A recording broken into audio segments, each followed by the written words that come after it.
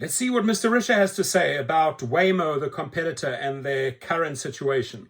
Its Chief Executive Officer, David Risher.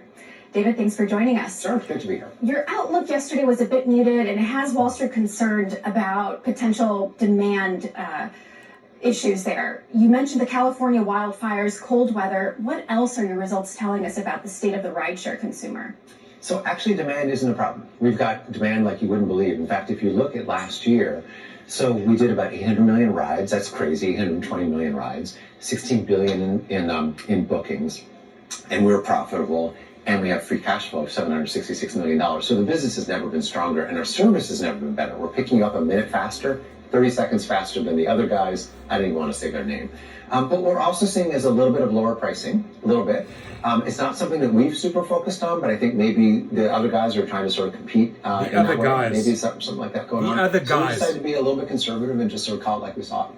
You mentioned that you did have to pull that pricing lever in December, though, and some analysts pointed it out in their notes this morning that they're concerned that this strategy, bringing prices down to compete with Uber, could erode the profits longer term. How would you respond to that? Yeah, well, I'd say it's the other way around. I would say that it was actually they started it type of thing, but really we're in a good position to respond because we've got, as I say, 45 million riders. We've got products like Price Lock that tend to increase frequency and so forth. So I feel great. And then if you look at the margins, which of course as people start to care about as prices come down, we've increased our Black and SUV. So these are sort of the premium modes that have a little bit higher margin by about 40% year on year.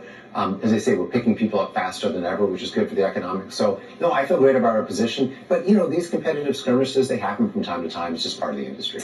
Inflation data ticked up higher today. What does that mean for the rideshare consumer, especially if you're going to rely on more of these pricier rides, Lyft SUV, Black? Do you see that potentially as a risk for that demand base? Yeah, it's a good question. We haven't seen it yet, nothing like it. In fact, we have a great product called Wait and Save for people who want to kind of trade down and save a little bit of money. But as I say, our rides are growing 15, actually this month so far, they've grown about 17, 18%, so actually higher than ever. So we haven't seen much of that. And then when you come to Black, first of all, it's not a super expensive product, and I just need to put a plug. Valentine's Day is coming up.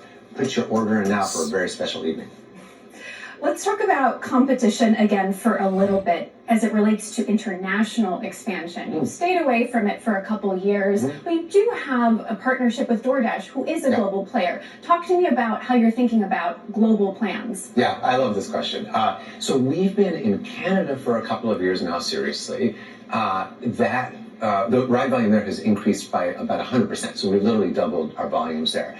And really looking at that and seeing the success we can have, it really sort of opened our eyes to sort of looking a little bit more globally. So nothing to announce there, but I think it's an interesting area to explore. Autonomous vehicles is coming back in the game here. Yeah. You've opted to have partnerships with autonomous vehicle tech suppliers. Yeah. Why choose that over bringing a tech supplier in-house?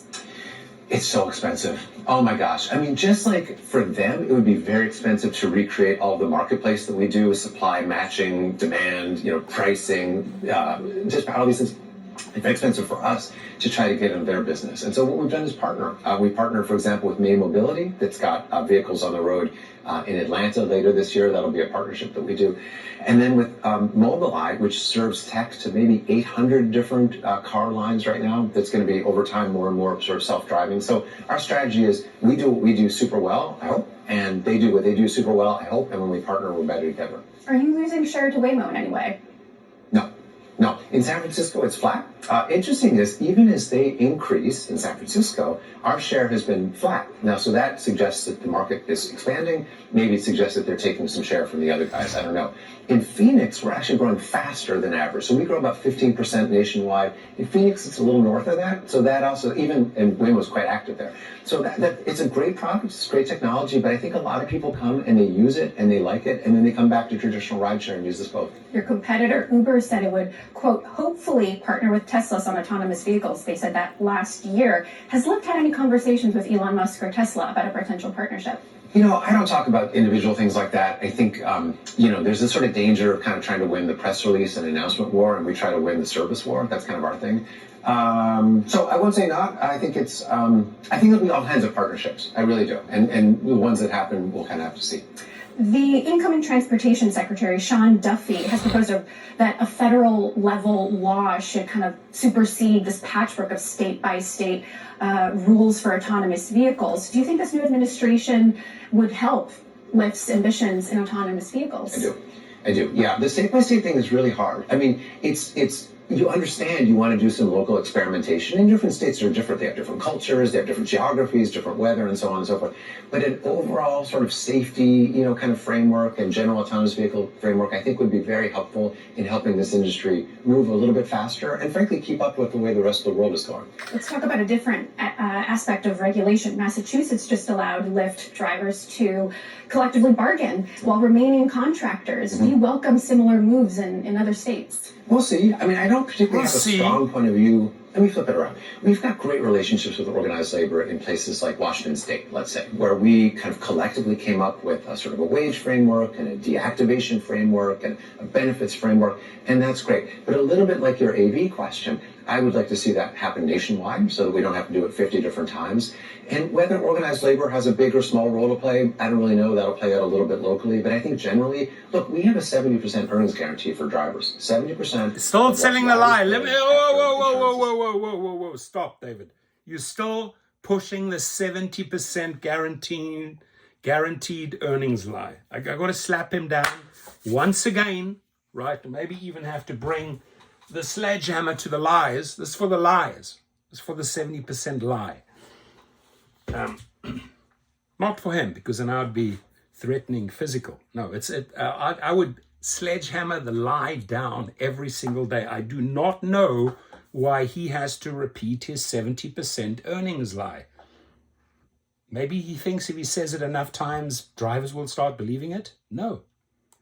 Now, it always goes to the driver at a minimum. So we feel like that's really strong, and we can have benefits along with that. That's probably something we don't need a lot of help to do with organized labor, but if they want to play, that's okay too. We've seen some companies roll back diversity, equity, and inclusion amid some of President Trump's own remarks on those initiatives. Is Lyft changing any of its DEI policies this year? So we have 4 values, and one of them is belonging. Belonging means everything. It means, merit-based, it means sexually-based, all the things. And so I don't see a big change coming from us, but certainly we're looking at everything we do to make sure we're, of course, complying with the law, but also doing it as a way to drive our business forward. I mean, that's really our thing, is we want to create a great serve and connect business that kind of goes forward. You're almost 2 years on the job. Yeah. Ridership is stronger than ever. You've made the company profitable. Are you open to selling? Listen, people love this question. As a public company, I always have to say this, we'll answer the phone. It's not our focus. It's not our focus. I mean, as you just said, we just had our best year ever, and it's just getting started. Remember, there are 161 billion rides that people take every year in North America in their own cars, and we do, 800 million. The other guys, maybe they do twice that, so it's like 2 billion out of 160 billion. So much more to do, and we're super excited about doing it ourselves. David Risher, CEO of Lyft. David Risher, second biggest bullshitter in the rideshare economy. Thank you for spreading the 70% lie once again. Your comments, please.